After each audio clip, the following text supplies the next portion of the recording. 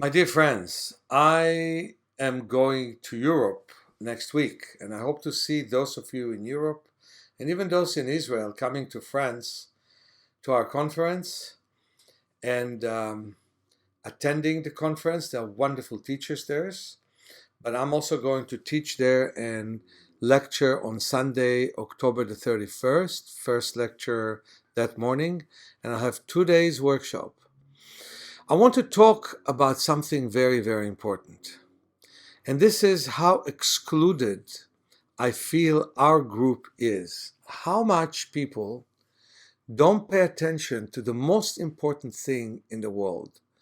And this is happiness, well-being, and taking care of ourselves. You know, people always talk about negative, how to fix a negative, and not how to make something positive.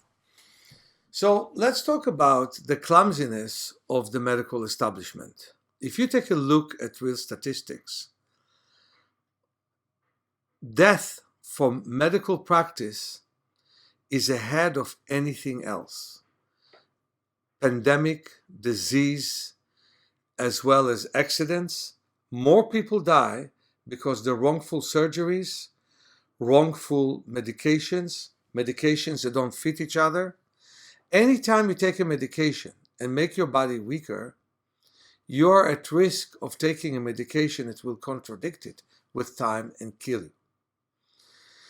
And you know, I've heard of some people who were vaccinated from COVID not paying attention to their pre-existing conditions and died within a couple of days. That happened. And so I just want to start and talk about the fact that we're talking about booster shots. I don't oppose them. I'm for them. But I oppose one thing, that people think that in that they fix everything. We have to work on the strength of our immune system, which can be strengthened with specific exercises where we build up tension with our sphincter muscles and then relax them. And at that point, we take stress away from the body, balance the autonomic nervous system, and get rid of all the problems that can face us. Here is where I feel completely out of anything. You know, people who call themselves conservatives say that the poor should pay for the health care. People who call themselves progressive say that we all as a society should pay for health care. And I'm going to let those people debate each other. But I call all of them ignorant, whether they're conservative or whether they are progressive, supposedly. Here is what we can do about our national debt and national budget, if you want to know my opinion. 17% of every dollar in this country is being given to medical care. 17%. That means for every $100, $17 go for medicine. From every $1 trillion, $170 billion go for medical care. How do you reduce medical care? First of all, by reducing medical dependency. It makes no sense to me that every person with a small case of arthritis, with a case of back pain, will go to visit a medical doctor. Do your stretches, do your exercises, get rid of your tension, then you will not have the problems that cause the necessity of medical care. If we will use medical care 10% of the time, our national deficit will be reduced very quickly.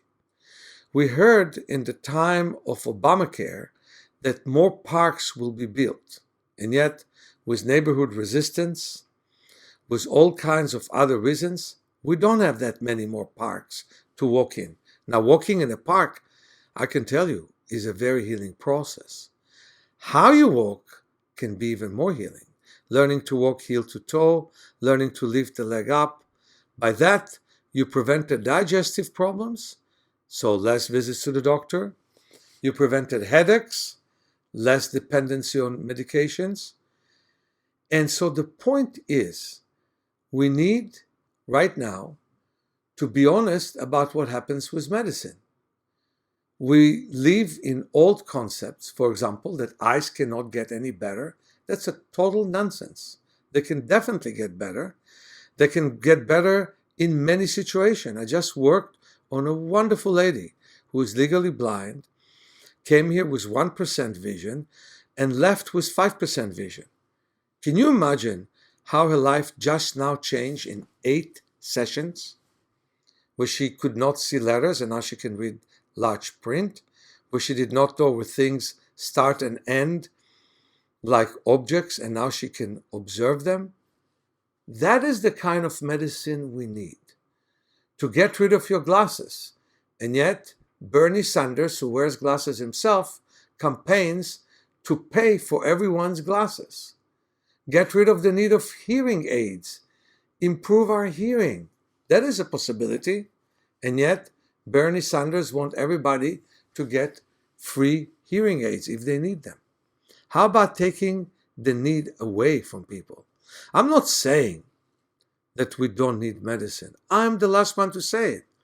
When I think that somebody needs a necessary surgery, I'm the first one to refer them to a good doctor. Even meet with them, the good doctor, and encourage them to get that medical treatment. I'm not saying that nobody needs glasses, but I could say that anybody who starts with them needs them more and more. I'm not saying that not everybody needs a back surgery, but I heard this big statement, all back surgery are necessary except the first. But what I'm saying, everybody needs to go down to their inner natural resources, use them and move better. So that is the reason why emphatically, even at the age of 67, when half of the people my age retired some time ago, I'm still campaigning to help you build your resources, your muscles, your nervous system, your brain. Build new concepts, and new concepts are coming all the time. The rigidity of the old way of thinking is what haunts us all. And the solution is to build a critical mass of people that will help us all get better. So I hope to see you in my classes, eventually in my training classes, but in all my classes and in individual sessions. Talk to you soon, your friend Meir.